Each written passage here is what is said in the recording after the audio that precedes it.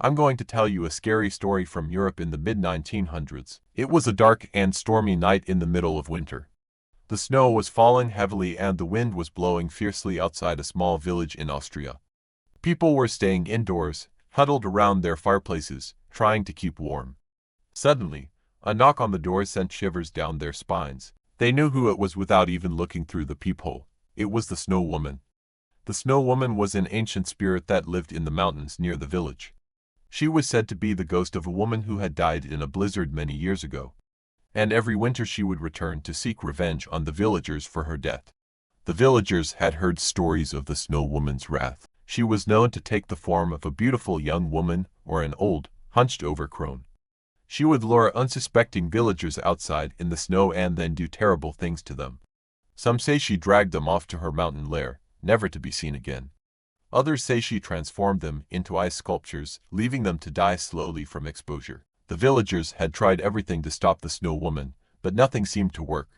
They had made offerings of food and drink to appease her, but she had only demanded more. They had prayed for her to stop, but their prayers had gone unanswered. As the Snow Woman approached the door, the villagers inside the house began to panic. They didn't know what to do. One of the villagers, a young woman named Greta, had an idea. She remembered an old wives' tale that said the Snow Woman couldn't stand the smell of fresh flowers. So just as the Snow Woman reached out a hand to knock, Greta quickly opened the door and stepped outside. The Snow Woman stood there, her eyes glowing red in the darkness. But when she saw Greta, a look of surprise and then anger came over her face.